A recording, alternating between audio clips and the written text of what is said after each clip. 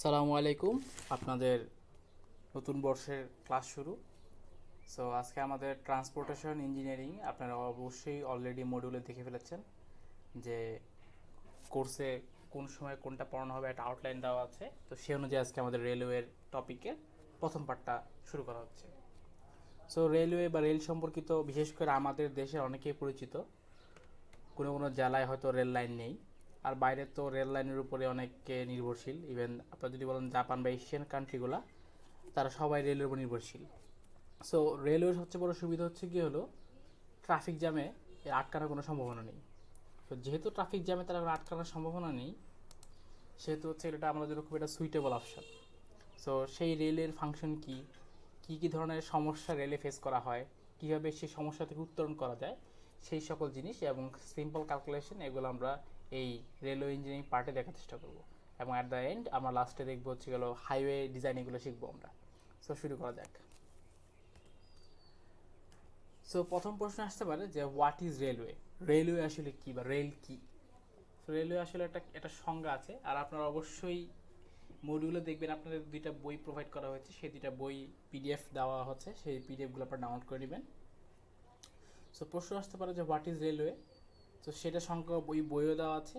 আবার এই মডিউলে আমি এই স্লাইডটা আপলোড করে দিয়েছি আপনাদের সুবিধার জন্য, এবং এই স্লাইডের টপিকগুলো বইয়ের স্পেসিফিক কোন চ্যাপ্টার আসে সেই চ্যাপ্টারটা এক্সট্র্যাক্ট করে সেটাও আমি মডিউলে দিয়ে দিয়েছি। সো হোয়াট ইজ রেলওয়ে, প্রথম প্রশ্নটা আসে। তো রেলওয়ে আসলে কি? সো রেলওয়ে সংখ্যাটা আসলে কি হবে যে track laid in two parallel lines to provide an unchanging continuous movement, মানে এমন একটা জিনিস যে আমাকে সবসময় কন্টিনিউয়াস একটা মুভমেন্টের মধ্যে রাখবে এবং একটা সেফ জার্নি দিবে। সেটা হচ্ছে আমাদের বলতে পারি কি একটা রেল লাইন। সে কন্টিনিউয়াস মুভমেন্টের মধ্যে রাখবে, কোনো ট্রাফিক জ্যাম আটকাবো না আমরা, এবং কোনোভাবে কোনো রকম ট্র্যাক চেঞ্জ করা লাগবে না, এরকম একটা পদ্ধতি হচ্ছিল রেলওয়ে। এবং এখানে বলছে টু প্যারালাল লাইন, মানে দুটো সমান্তরাল রেখা। আপনারা দেখতে পাই যে রেল লাইন মানে কি দুটো সমান্তরাল লাইনের উপরে জিনিসটা চলে। সো এটা হচ্ছে সুন্দর একটা রেলের ছবি। সো সো আমরা এখান থেকে বুঝতে পারলাম যে what is railway. So railway এটা আসলে অনেকেই জানি। সো এটা জাস্ট খালি আমরা বেসিক সংজ্ঞা, সব কিছু শুরু আগে আমাদের সংজ্ঞা জানা লাগে, সেই সংজ্ঞাটা আমরা দেখলাম। সো ইন ডিটেলস আপনারা আগারওয়ালার বইয়ে প্রথম দিকে দেখতে পারবেন। সো রেলওয়ে জিনিসটা ব্যাপারটা বুঝে গেলাম। সো এখন প্রথম আসতে পারে রেলওয়ে তার আসলে আবার ফাংশন কী, যে what is the function of railway. So রেলওয়ের ফাংশন হচ্ছে গেল, প্রথম জিনিসই যেটা আসবে সেটা হচ্ছে গেল কন্টিনিউয়াস এবং লেভেল সারফেস। সব সময় চেষ্টা করা হয় যতটুকু সম্ভব একটা কন্টিনিউয়াস এবং লেভেল সারফেসের মধ্যে। যেমন রাস্তাঘাটে দেখা যায় হঠাৎ কোথাও খানাখন্দ আছে, সেখানে হয়তো গাড়ি ঘোড়া চলার সময় দেখা যায় এখানে চলতে গিয়ে ঝাঁকুনি লাগে, বাট ট্রেনে সেটা চেষ্টা করা হয় যতটুকু লেভেল সারফেস বা লেভেল মাটির উপর দিয়ে নিয়ে যাওয়া সম্ভব সেখান দিয়ে। ইভেন আপনার যদি রিসেন্ট পদ্মা ব্রিজের যে রেলওয়েটা করবে সেটা যদি দেখার চেষ্টা করেন বা সেখান দিয়ে যদি যান, দেখবেন যে প্রায় রোডের সমান্তরাল পাশে একদম সারফেস লেভেল করার যে কাজ চলতেছে, এবং সেই সারফেস লেভেলিং করার পরে এখানে রেলওয়ে ট্র্যাক বসানো হবে। সো সবসময় চেষ্টা করা হয় যে কতটুকু কন্টিনিউয়াস একটা লেভেল সারফেসের মধ্যে এটা করা যায়। তারপরে চেষ্টা করা হয় স্মুথ এবং লিটল ফ্রিকশন, যত ফ্রিকশন কম হয়। মনে রাখবেন রেলওয়ের ফ্রিকশন সবসময় কম। এখন কতটুকু কম, আমরা যে নর্মাল কার বা যে গাড়িতে চড়ি সেই গাড়ির যে টায়ার আছে সেই টায়ারের ফ্রিকশনকে যদি আমি সেই টায়ারের ফ্রিকশনকে যদি আমি 1/5 দ্বারা গুণ করি, যে ফ্রিকশনটা আসবে সেই ফ্রিকশনটা হচ্ছে ট্রেনের ফ্রিকশন। তার মানে নর্মাল গাড়ির ফ্রিকশনের 5/1 ফ্রিকশন পাচ্ছি আমরা। সো ফ্রিকশন খুবই কম, তার মানে খুব দ্রুত অ্যাক্সেলারেশন, মানে স্পিড তোলা এবং স্পিড ডাউন করা যায়। এই জন্য আমরা অত্যাধিক পরিমাণে যাত্রী নিয়ে বহন করতে সক্ষম হই এবং এটি স্মুথ ট্রাভেল আমাদের একটা অভিজ্ঞতা অর্জন হয়।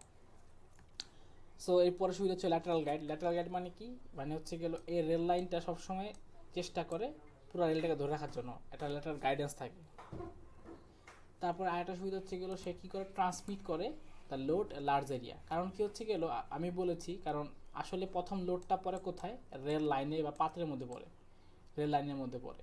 সেই লোডটা তারপরে যে কী হয়, সেই লাইনটা অবশ্যই কী আছে, কিছু কাঠের তক্তা দেখবেন ব্যালাস্ট, তারপরে এখানে কিছু সাবগ্রেড সাববেস থাকে। আপনার ট্রান্সপোর্ট আগে কোর্স করলে সাবগ্রেড এবং সাববেস জিনিসটা সময় জানবেন।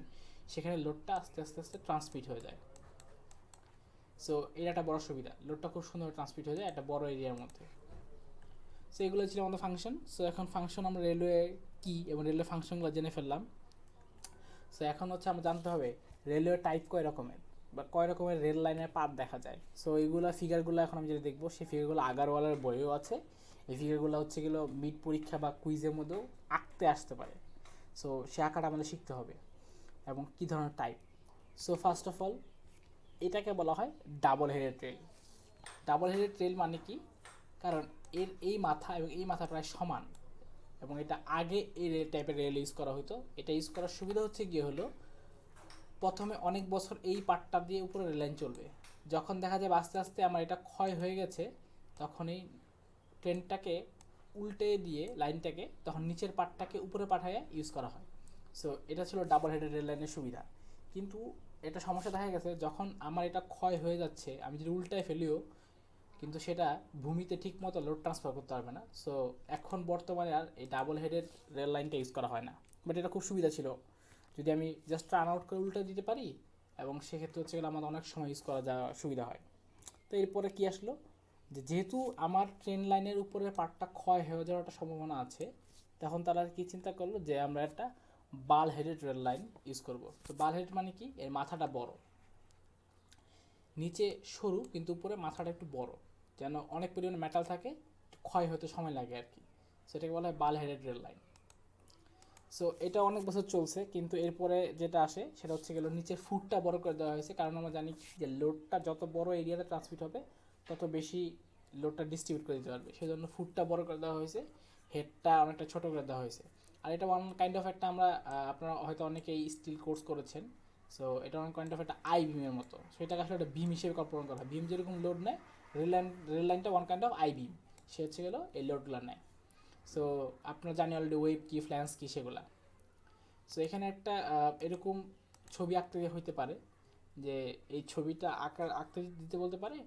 তো এরপর হচ্ছে আমাদের এরকম আমাকে এখানে এরকম মার্কিং করে দেখাইতে হবে কোনটা ফুট, কোনটা হেড, কোনটা ওয়েব, সেটা বলে দিতে হবে। তো এখানে একটা জিনিস প্রশ্ন আসতে পারে যে ফিশিং অ্যাঙ্গেল জিনিসটা কি। ফিশিং অ্যাঙ্গেল হচ্ছে গিয়ে হলো, আর এই রেলটার নাম হচ্ছে গেলো ফ্ল্যাট ফুটেড রেল বলা হয়, কারণ নিচেটা খুবই ফ্ল্যাট এবং ফুট মানে নিচের পাটা খুব বড়। তো ফিশিং অ্যাঙ্গেল জিনিসটা কি, আপনারা রেলের মাধ্যমে দেখবেন এরকম শেড টাইপের রেল লাইনের মাঝখানে এরকম বোল্টেড করা হয়ে থাকে, মানে ফিশ। এটা এরকম হেলানো দেওয়ার সুবিধা হচ্ছে গেল এই যে মাঝখানের যে কানেকশনটা আছে সেই কানেকশনটা এখানে আটকে যাবে। মাছের মধ্যে যে বসি ইউজ করা, সেই বসিটা যেরকম মাছকে আটকে ফেলে, ঠিক এই লাইনটা হচ্ছে গেল এই ভিতরে ফিশ প্লেটটাকে, এই প্লেটটার নাম বলে ফিশ প্লেট, সেই প্লেটটাকে আটকে ফেলে। এই জন্য এই অ্যাঙ্গেলটাকে নাম দেওয়া হয়েছে গেল ফিশিং অ্যাঙ্গেল। সো মাঝে মধ্যেই রেল লাইনে ফিশ প্লেট ইউজ করা হয়, বাট বর্তমানে অনেক জায়গায় দেখা যাবে ফিশ প্লেট ইউজ করা হয় না, ঝালাই করার চেষ্টা করে। সো দিনকে দিন এগুলো আগাচ্ছে। আমরা এখানে যেগুলো দেখছি সেগুলো হচ্ছে গেলো একটু ওল্ড টাইপের রেলওয়েগুলো, আমরা বেসিকগুলো দেখতেছি, তারপরে আমরা আস্তে আস্তে অত্যাধুনিক রেলওয়ের দিকে যাব। সো রেলওয়ে টাইপ মোটামুটি তিনটা রকম দেখছি, এখন একটা দেখবি স্ট্যান্ডার্ড রেল। সো স্ট্যান্ডার্ড রেলের এই ফিগারটা আপনারা আগেরওয়ালা বইয়ে পাবেন, বাট এখানে আমরা ফিগারটা আবার দেখাচ্ছি। সো স্ট্যান্ডার্ড রেলওয়ে যদি মাথায় রাখবেন, যদি কখনো বলা হয় standard flat footed rail section যদি বলা হয়, তাহলে এই ফিগারটা আমাদের পরীক্ষা থাকতে হবে। সো এখানে হচ্ছে গেলো দেওয়া আছে যে কীভাবে এটা ডাউন হয়েছে, 1:3 স্লোপ আকারে ডাউন হয়েছে, 1:3 স্লোপ, এগুলো সব বলে দিতে হবে। আর আপনারা জানেন যে বিমের সবসময় এটা কী থাকে, নিউট্রাল অ্যাক্সিস। সো এই যে নিউট্রাল অ্যাক্সিসগুলো দিচ্ছে এই জায়গায়। আপনারা জানেন নিউট্রাল অ্যাক্সিসের নিচের পার্টটা হয় টেনশন জোন, এই যে এটা বলেছিলাম কিছু আগে, এটা আসলে বিম হিসেবে বিহেভ করে, আর উপরের পার্টটা হচ্ছে কি আমার কম্প্রেশন জোন। সো এইভাবে জিনিসটাকে করলে হয়ে যাবে। এটাকে হচ্ছে একটা স্ট্যান্ডার্ড ফ্ল্যাট ফুটেড রেলের সেকশন। সো এই সেকশনটার ড্রয়িং হয়তো পরীক্ষা আসতে পারে, তো সে অনুযায়ী আমাদের জিনিসটা আঁকা শিখতে হবে। সো এখানে খুবই সিম্পল জিনিস, সো আঁকা আশা করি কারো অসুবিধা হওয়ার কথা নয়। সো এটা হচ্ছে স্ট্যান্ডার্ড ফ্ল্যাট ফুটেড রেল সেকশনের ছবি। Okay fine. সো আমরা রেলওয়ে টাইপ দেখে ফেললাম, রেলওয়ে ফাংশন দেখলাম এবং রেলের সংজ্ঞাও দেখলাম। সো এখন একটা ছোটো ম্যাথ করি আমরা এখন। সো ওয়েট অফ রেল মানে রেলের ওজন জিনিসটা আসলে কত বা কী। সো স্বভাবতই প্রশ্ন আসতে পারে যে রেলের ওজন মানে কি। আপনারা জানেন না কি, হয়তো অনেকে ডিজাইনিং কোর্স করেছেন, সেক্ষেত্রে হয়তো ব্রিজের একটা ডিজাইনিং কোর্স থাকার কথা, সেখানে ট্যান্ডেম লোড বা এক্সেল লোড আপনারা জিনিসটা জানেন। ঠিক এরকম রেলওয়ের এক্সেল লোডটা কত, তো সেটার জন্য একটা থাম্ব রুল আছে। সো এই যে এক্সেল লোড ব্যাপারটা কি, এই যে রেলওয়ে চাকা দেখাচ্ছে, সেই চাকাটা হচ্ছে গেলে এখানে দেখতে পাচ্ছি একটা অ্যারো দিয়ে দেখানো হচ্ছে, এখানে এক্সেল লোডটা এই বরাবর কাজ করতেছে। তো সেই এক্সেল লোডটা ক্যালকুলেশন শিখবো আমরা। সো সেটার ম্যাথটা আগারওয়ালা বইয়ে দেওয়া আছে, আমরা এখানে স্লাইডে দেখছি। সো অবশ্যই বইটা না, বইয়ের স্পেসিফিক চ্যাপ্টারটা এই মডিউলে অ্যাড করা আছে। আর শুরুর দিকে ইন্ট্রোডাকশন আপনারা দেখবেন পুরো বইটাই দেওয়া আছে পিডিএফ আকারে।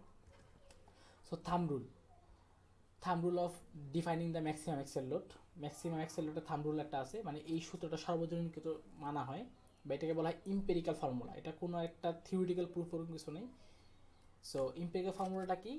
ম্যাক্সিমাম এক্সেল লোড ক্যালকুলেশন সূত্র হচ্ছে গেল 560 একটা ফ্যাক্টর, এই ফ্যাক্টর দ্বারা গুণ দিব into sectional weight of rail in pound per yard অথবা কেজি পার মিটার, মানে প্রতি মিটারে কত কেজি রেলের ভর, অথবা প্রতি ইয়ার্ডে কতটুকু পাউন্ড ওজন রেলের, সেটা যদি আমি এখানে দিয়ে 560 দ্বারা গুণ করি, তাহলে একটা এক্সেলে কতটুকু ম্যাক্সিমাম লোড পড়বে সেটা আমরা বের করতে পারবো।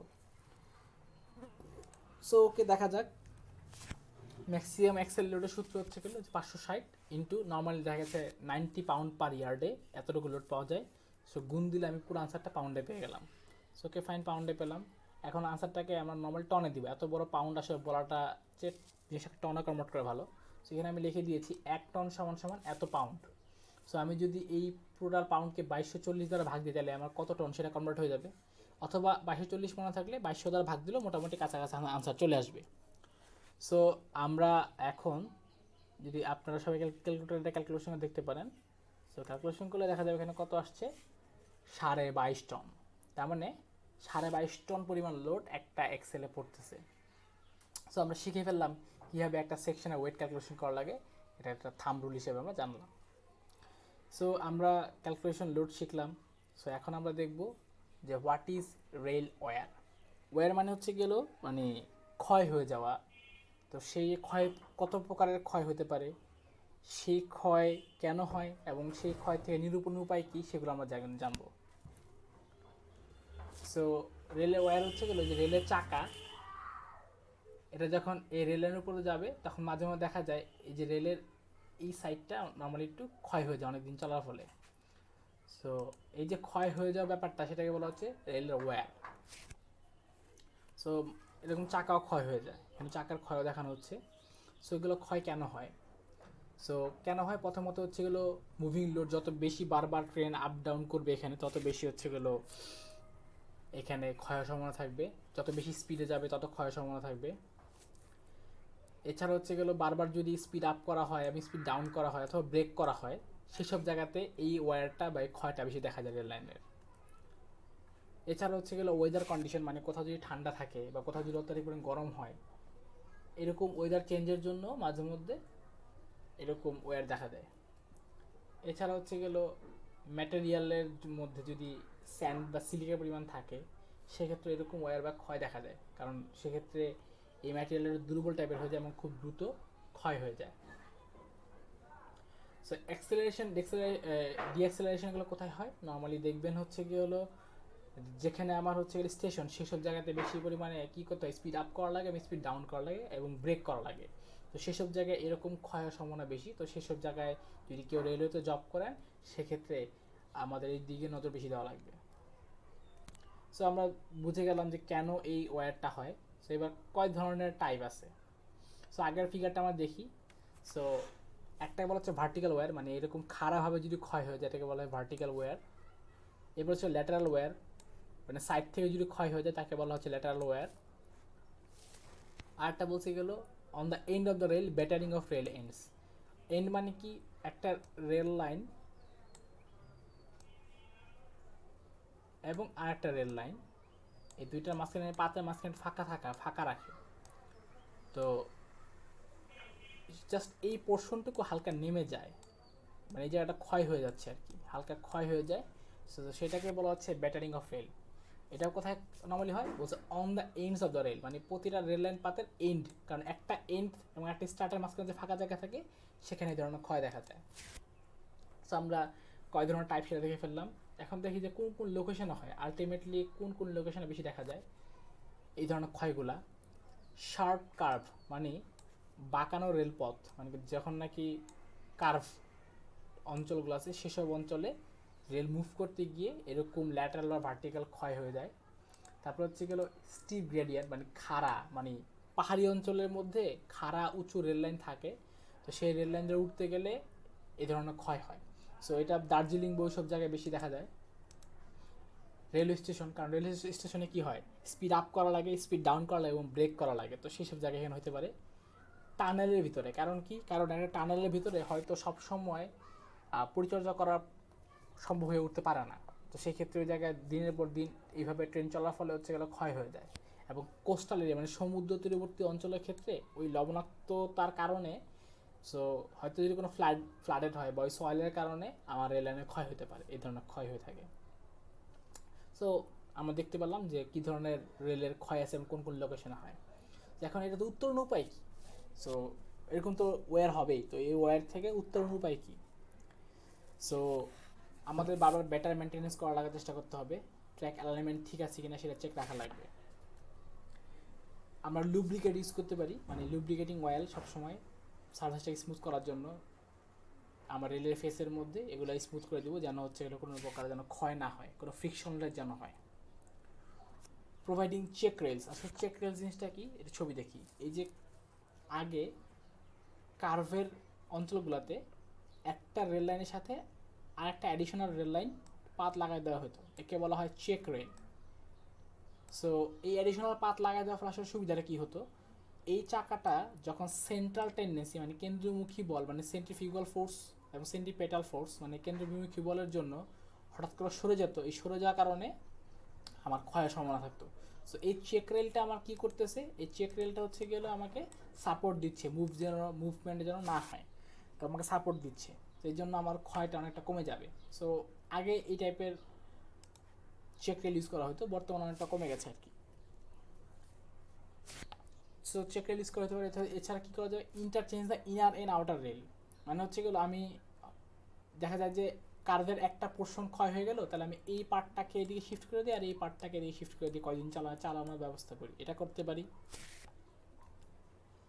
অথবা আমরা এই যে রেলের ম্যাটেরিয়ালটা, সেই ম্যাটেরিয়ালটা আমরা স্পেশাল অ্যালয় দ্বারা বানাতে পারি, মানে একটু পরিমাণে খাদ ইউজ করা, যদি লোহার মধ্যে আমরা তাকে শক্তিশালী করতে পারি সেটা আমাদের জন্য সুবিধাজনক। এছাড়া লাস্ট উপায় কি আমার, এছাড়া যদি এরপরেও আমি কোনোভাবেই এর উপরোক্ত কোনো উপায় যদি আমি কিছু করতে না পারি, লাস্টে হচ্ছে এগুলো পুরো ট্র্যাক চেঞ্জ করে ফেলতে হবে, এছাড়া আমাদের হাতে কোনো উপায় নেই। সো আজকে এই পর্যন্ত থাকলো। সো এরপরে নেক্সট লেকচারে আমরা দেখবো হচ্ছে গিয়ে হলো রেল লাইনের গজ এবং এই সকল বিষয়গুলি। সো আজকে আমাদের লেকচারের সামারি কি, আমরা দেখলাম রেলওয়ে কি, রেলের ফাংশনগুলো কি, রেলওয়ের এক্সেল লোডের একটা থাম্ব রুল শিখলাম, এবং আলটিমেটলি আমরা দেখলাম লাস্টে রেলওয়েতে রেল লাইনে কী ধরনের ক্ষয় হয়ে থাকে এবং সেই ক্ষয়গুলো কী কারণে হয়, এই ক্ষয়গুলো থেকে উত্তরণের উপায় কী সেগুলো আমরা দেখলাম। সো আশা করি আপনারা লেকচারটা বুঝতে পেরেছেন। ধন্যবাদ।